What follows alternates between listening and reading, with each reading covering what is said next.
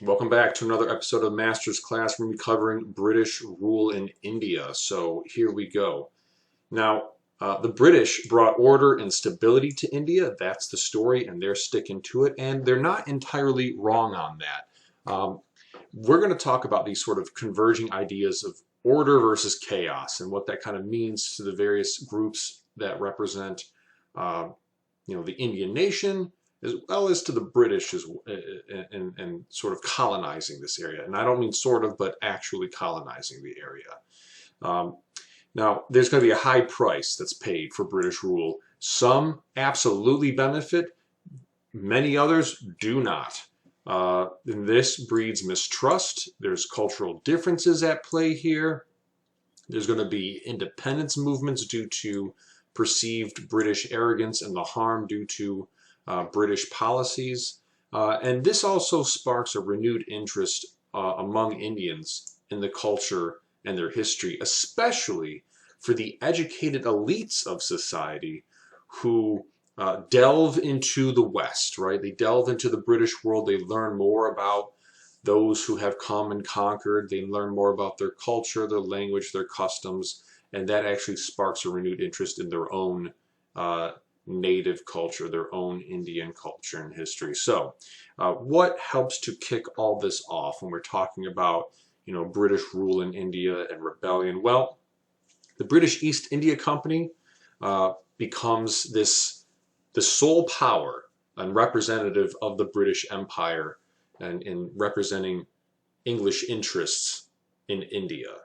And British power increases as the rule of the great Mughal rulers. These are the sort of Muslim rulers who are descendants of the great Genghis Khan, have swept into India. They've controlled a large portion of India for centuries.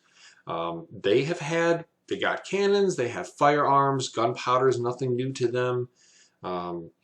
They have experienced the Damascus steel. But the difference here is that as time goes on in industrialized Britain, when we get to the 1850s, they are mass producing, really fine quality ironworks, and then eventually replaced by just highly manufactured industrialized steel that is not being replicated in this part of the world in India. And the other thing that the Mughal rulers don't do is because they control such a large swath of land territory, they don't feel the need to build up their navy. This will ultimately wind up being their downfall, especially when the British are concerned. The British set up primarily on the east coast of India and through the subcontinent, and the Mughals are more than happy to give them, land to set up forts, illustrious trade deals, and then as time goes on, the British East India Company, it's this multinational company. It's like a corporate, it's this massive corporation that also has its own private army, and that private army happens to be, the British military, the English Navy. So this makes it a pretty powerful for-profit company. And then you can clearly see why they are going to be keen on setting up in India and acquiring more territory, because of course this allows them to actively control politics. Politics can help you influence economics, and of course your military helps you influence sole control of maybe the spice trade, amongst other things, diamonds, precious gems, etc. So the British East India Company essentially rules India by the time we get to the 1850s. They have soldiers, they have forts, we have those who buy in, Indian soldiers who buy in, because this is a great way to, one, get to know your colonizer. It's also a great way to get paid, to get skills, to travel, to have social and economic upward mobility. And these are individuals known as the Sepoys, okay? These are the Indian soldiers hired by the British East India Company to protect their region of interest. So this is something that you might even call indirect rule. India is blessed with a massive population. It could also be a curse in some situations, which is kind of what we're seeing currently with COVID-19. But At this time, for the British, this is kind of a blessing, because now you have, you know, a local populace that you can train and you can hire out, and it can represent your interests, so they can garrison your forts. Now, this is also the curse, right? Because due to growing distrust of the British, due to a very specific issue that it was of great offense to culture, custom, and religion, this would lead to what becomes known as the Sepoy Mutiny, or as the Indians would call it, First War of Independence, or as neutral observers call it, the Great Rebellion. And you can see kind of an image here. We're going to get to this. This is kind of a depiction of the Sepoy Mutiny. You can also see other images of the Sepoy Mutiny play out here as well. You'll not be hurting for artistic renditions involving this incident. Now, why is there a Sepoy Mutiny? Why do these Sepoys, who are hired, they're trained, things just seem to be going just fine until they don't? Well, things take a hit when there's a rumor that breaks out. A rumor that the new rifle cartridges, and these are not breech-loaded rifles yet. These are musket-loaded rifles. We can see we load from the top. All right, muzzle-loaded rifles. That meant that you had to take your cartridges, which were greased with cow and pig fat. And if we know anything about the Hindu or Muslim religions, then we know that the cow is sacred to Hindus and the pig is taboo to Muslims. Both are the major religions in India. Two of the major three. You can put Buddhism in there for sure. Well, this is highly offensive. This is going to, seen as a pollution to touch one's lips with these greased cartridges. So there is mutiny. They refuse at this post in Meerut near Delhi to load their rifles with these cartridges. So the British charge them with mutiny. They publicly humiliate the Sepoys. They imprison them. And this treatment causes outrage. Their comrades are enraged. Other troops near Meerut are going to go on a rampage, killing 50 European men, women, and children, and that's just the start of things. And then this is going to spark off other Indians to join the revolt, including princes who had their land taken away by the British, land that was precious, land that's going to be converted from what might have been a field for food to a field of cotton, where women perhaps were working on various textiles. Well, factories will be set up to replace that. So we have just all these different issues here that are taking place. Well, the revolt is like a forest fire. It just spreads. And within a year, Indian troops that were once loyal to the British and French, they are going to have to step in. That are fresh. They're going to have to step in for the British troops and help them crush the rebellion. So this rebellion, the Sepoy Mutiny, if you will, the First War of Independence, the Great Rebellion, it doesn't get crushed immediately. A year is a considerable period of time, and in that time, we're going to see some massacres.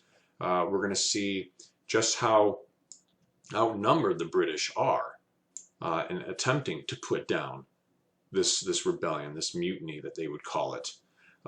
But the problem here for the mutineers is that it's not particularly well organized, which is to say you have rivalries, and this is going to be a reoccurring theme in the development of India's history from this point forward between Hindus and Muslims.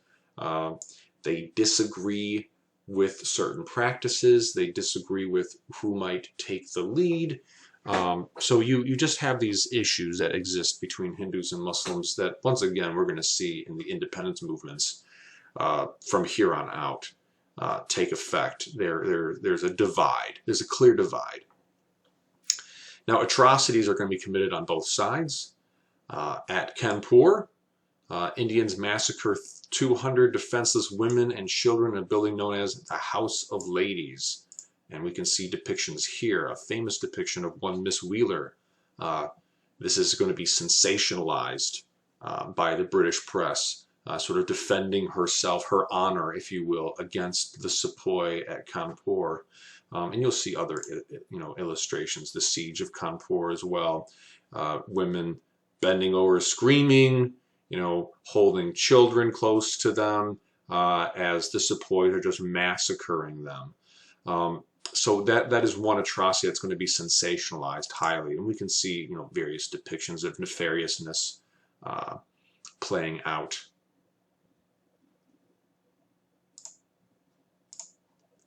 And the British, in return for that massacre, are going to take their own revenge, capturing, executing, rounding up, and then continuing to execute while they've imprisoned these mutineers. But all of this has a drastic effect. The biggest one, you could say, perhaps there's two, you could say, but the biggest one would be that clearly the British East India Company, as a for-profit corporation, is just simply not up to snuff to directly represent the interests of the British government any longer. So in 1876, so we're talking, from 1857 to 1876, a good chunk of time has gone by where the British East India Company is just kind of failing to deal with the ramifications of the Sepoy Mutiny, that Queen Victoria is going to step in and take on the title as Empress of India. Sole control now resides with the crown, and India, rich in spices and gems and diamonds, becomes her metaphorical and very literal jewel in the crown of England. Now, the rebellion is put down, but that forest fire spreads. It has fueled Indian nationalism. Now there's a greater interest in India sort of resurrecting their ancient history and bringing it to contemporary modern times. There is more interest in throwing off the Raj, or British rule. And this is going to lead to a new generation of Indian leaders to take up this cause. Now, once Britain fully takes control, the government, not the British East India Company, they're going to no longer do indirect rule. Indirect rule kind of goes to the wayside. This popular method of rule that has existed for hundreds of years as far as British colonization goes. In this area now they're going to take the reins. So now we have British officials known as viceroys, basically governors, who are going to represent the monarch in certain regions throughout India, are going to be backed by a civil service staff of about 3,500 officials. And this is going to be primarily made up of those who are British, Britons. And they are going to rule over 300 million people. This is the largest colonial population that they have to sort of rule over. But there are, as a result of this direct rule, there's benefits and there are costs for the Indians. There's no doubt. We're going to get into those. So let's look at some of those benefits and some of those costs. Well, some of the benefits is that you might say that this is perhaps, it smacks of Eurocentrism, that, the West is best, and you're just saying that, the British bring order and stability to society. Well, the reality is India was badly divided. It was divided into many different states. You had, before the British East India Company really took control, you had the remnants of the old Mughal Empire, you had the Maghra Empire, which primarily was in this region up in northwest and central India, away from the subcontinent. And of course, we have to imagine as well the difference of Hindus in control versus Muslims in control. We're talking, very different cultures and policies that are going to be set up with clear favoritism to one religious order versus the other. Now, with these opposing political systems, Now we are replacing it with one. And this idea that might makes right perhaps brings honesty and an efficient government the way the British demand. So they're going to set up shop in a very real way. And there are those who are going to benefit. Once again, those elites of society who buy in. We're going to talk a little bit about those in a moment. And we're also going to look at the elites of society who have bought in, and then their children who reject these ideas of colonialism, of imperialism, the British way, even as they are educated in the English manner. And we can see this sort of arrogance even being portrayed by one such British administrator and historian, a Lord Thomas Macaulay, who is going to revamp the education system in India. And he wants the English language to become the official language of India. A couple quotes we'll have from him. One, right here, quote, "What then shall the language of education be? Some maintain that it should be English." Clearly we know where his stance is. The other half strongly recommend the Arabic and the Sanskrit. Sanskrit being the ancient written language of India. The Hindus certainly would prefer it. Indian Muslims would, of course, prefer the Arabic. The whole question seems to me to be which language is the best worth knowing. It is, I believe, no exaggeration to say that all the historical information which has been collected from all the books written in the Sanskrit language is less valuable than what may be found in short textbooks used at preparatory schools in England, end quote. Wow. The collective historical works, poetry, religious texts, history, science, math, it fails to match up to an English high school textbook, basically. That what can be offered there in practical knowledge. Interesting. We should discount thousands of years of wisdom like that. But we could say, although this does come from primarily an ethnocentric, clearly Anglophile-based perspective, right? I mean, he's English. He's representing his country's nation, his nation's interest. He's representing his own interest.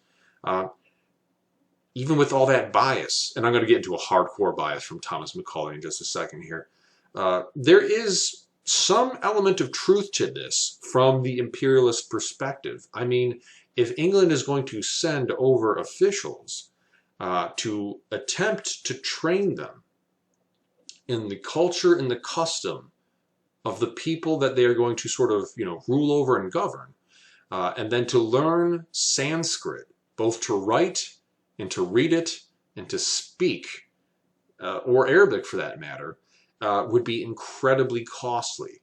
Would it not make more sense then to sort of, you're not importing this language, right? You're exporting your culture. And in this way, from the people that you are governing, they will pick up on your culture and perhaps learn yet another language that is only 26 characters in its alphabet. Not too shabby, but we can really see how this lays bare both because of his real, and we're going to get to his other quote, his real thoughts on this, as well as the efficacy of this new education system. Well, like education in most of human history, we can tell that it's really not just meant for the majority. It's meant to train Indian children to serve in the government and the army, and therefore it becomes something only accessible to the elite and upper class Indians who kind of buy into the system. And as a result, only 10% of the population will really pick up on this English-led education. 90% of the population remain uneducated and illiterate. And if we really want Lord Thomas Macaulay's actual thoughts on this, we need look only further to this quote right here.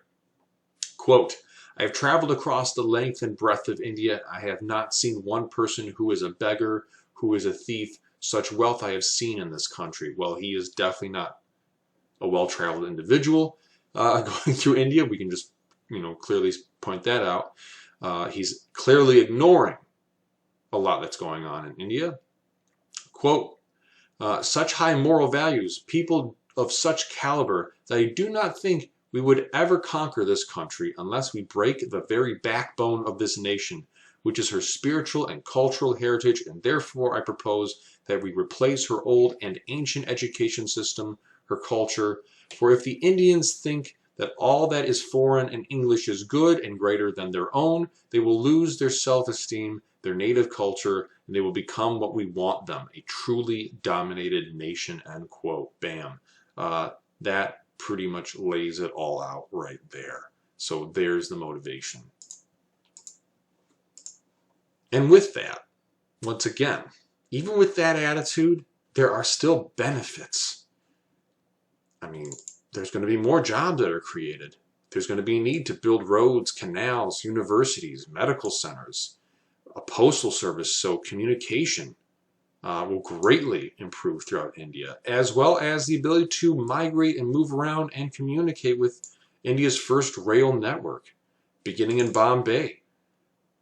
From 1853 to 1900, 25,000 miles of track will crisscross India, and health and sanitation will greatly improve. Now, with that, there's a high price to be paid. Peace and stability that are brought by British rule are also going to be upset by British rule. Well, as an example, we have large tracts of land that are going to be taken by the British Empire and redistributed and repurposed. So if you were, a particular entrepreneur in the textile game, well, your land might be repossessed, and factories, British factories might be set up, and so the local industries for these various textiles might be destroyed as these British factories are set up. The master artisans, historically women, might be put out of work, and instead of start to finish creating their own textiles, rugs, blankets, etc., well, now you might just do one simple repetitive task over and over and over again in one of these factories as these factory systems get set up. And of course, they're producing far more for a much cheaper price. So, I mean, how do you compete? Another aspect is that in the rural areas, another group of people, the zamindars, or the zamindars, will buy into the system. These are, once again, the elites of society. They own land. They buy in, and they're going to check on those who are essentially living on their land as a representative of the British Empire. So they have this station of elite status, of prestige, access to education. Once again, they buy in. And why do they buy in? Because they collect the taxes. This is a very important job. This gives them an important position in this new government structure. And using these local officials makes it easier to collect taxes from the peasants. Once again, they know the culture, they know the language, they know the lay of the land. They know how to exert control and oppress people when needed. They know how to relax on others when needed. So this is kind of like indirect rule within direct rule system now that's taken place in Indian society after Queen Victoria takes control. And of course, they're going to take advantage of the new authority. Increasing taxes so they can skim some off the top, forcing less fortunate peasants to become tenants or lose their land entirely, do this or else, if you will, and this in turn leads the majority peasant class, who does not fully buy into the English system, to grow with unrest. Once again, that wave, that fire of rebellion that was first set off by the Sepoy Mutiny does not just disappear. And of course, land. We talked about this. So this is a massive consequence. India has a massive population. I mean, if we're by the 1880s, 300 million people, this is a massive population. And you need land to grow crop for food. Rice, as a great example, rice being a huge aspect as a staple food crop in the Asian world. Well, with the coming of the factory system from imperial English rule comes a need for more cotton. And with that cotton means we need more land to grow the cotton and less land to grow food. Well, as a consequence, food supplies simply can't keep up with the growing population. And so between 1800 and 1900, in a century, 30 million Indians will die of starvation. And of course, British rule could be degrading, even for the newly educated elite and the upper classes of society who benefit most from it. Just as we saw with an African society, with African imperialism, English imperialism, other European imperialism, Africa, who typically gets the best jobs in government and education and society in general. Well, it's definitely not going to be the Indians here, although there are going to be some that make their way into very high positions, certainly. What you can say is, typically, the best jobs, the best housing are reserved for the Britons. And that's just the truth of it. And those who are in and around these expansive estates are typically hired in as servants, where they are met with British arrogance and racial attitudes that cut deeply into their pride. And it's no doubt that you're going to see a rise of Indian nationalist movements when we have such publications like this, The Complete Indian Housekeeper and Cook, giving the duties of mistress and servants, the general management of the house, and practical recipes for cooking in all its branches, by Flora Annie Webster Steele and Grace Gardner. In it, in the preface of this book, this historic book that is essentially meant to educate young wives who are well-to-do. They come over to India perhaps because their husband is an officer in the British military, and this is your new life, and they are afraid. They don't know how to take control. They don't know what to do when they make their way over. Well, basically, the preface of this book tells them to treat the Indian as though he is a child, and instruct them in all things. What is a proper amount of dust and dirt within the house versus outside the house? I mean, just nitpick them to death, essentially, until they know their place, until they know exactly the standards of how you would like your house to be kept. So it's a very degrading book, the language that is used in regards to the mistress of the house, the homeowner versus the servant. And you'll have, like I said, as a result of this, these nationalist movements that will rise up. One such individual who is very prominent in the Indian nationalist movement identity will be a famous Bengalese polymath by the name of Rabindranath Tagore. He excels in the arenas of math, science, poetry, art, the written word. He has written and produced, by the time he dies, he'll have written and produced literally thousands of novels, short stories, poems, essays, treatises. He'll have produced well over 200 works of art, paintings, self-portraits. He meets often with the likes of Albert Einstein to talk about the aspects of humanity, as well as Mohandas Gandhi, who he gives the name to Mohandas Gandhi, Mahatma, the father of the nation, whereas Mahatma Gandhi will actually refer to Rabindranath Tagore as the great sentinel of India. And we have this quote here, quote, "The conditions which have prevailed in India from a remote antiquity have guided its history along a particular channel, which does not and cannot coincide with the lines of evolution taken by other countries under different sets of influences. It would be a sad misreading of the lessons of the past to tread too closely in the footsteps of any other nation, however successful in its own career." He's directly noting England right here. He continues, I feel strongly that our country has been entrusted with a message which is not a mere echo of the living voices that resound from Western shores, end quote. So if we're going to compare Tagore to Macaulay, you know, and the use of English to educate Indians, I think it would be fair to say that he would find it insulting that a simple English high school textbook is deemed as being more valuable and of more worth and containing more practical knowledge and wisdom than the collective works written in Sanskrit from the ancient world to the contemporary world, or at least the modern world at this point in time. It would be a great insult.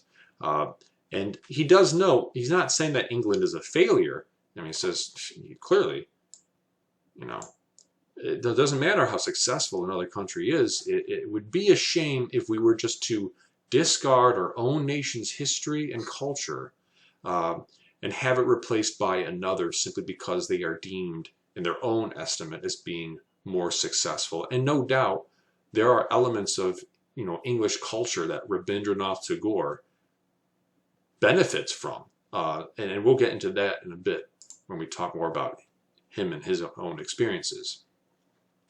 We're going to talk about another national in a moment here. So we have these Indian nationalists, much like Rabindranath Tagore, Mohandas Gandhi. We have upper-class, English-educated Indians from people like the zamindars who buy into the system. They are the educated elites. They control large swaths of territory, sprawling estates, palaces almost. Some of their estates. They are quite wealthy, and they shift from rural to urban areas.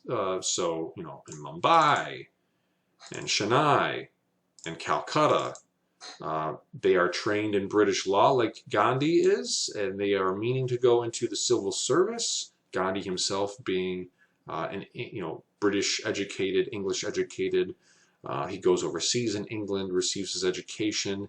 He receives his law degree. We'll get more into that and what comes with it.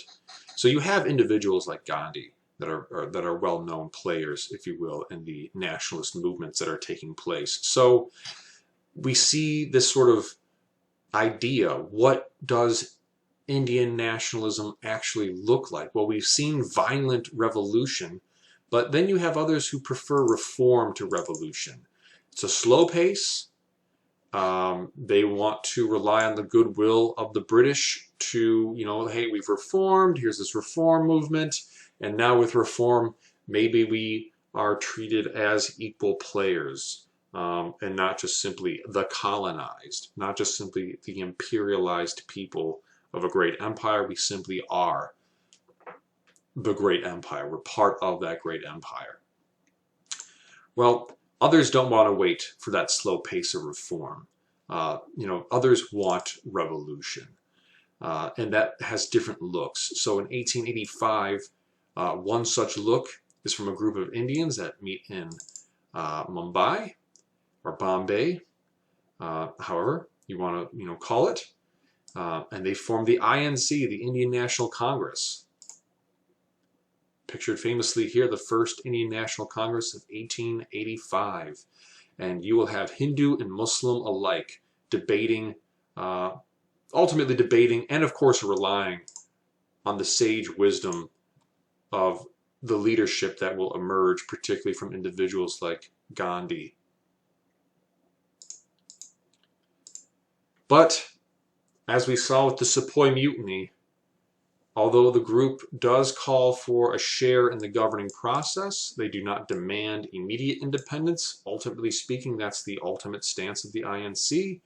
But, much like the Sepoy Mutiny, the religious differences between the Hindus and the Muslims are made known. They're laid bare.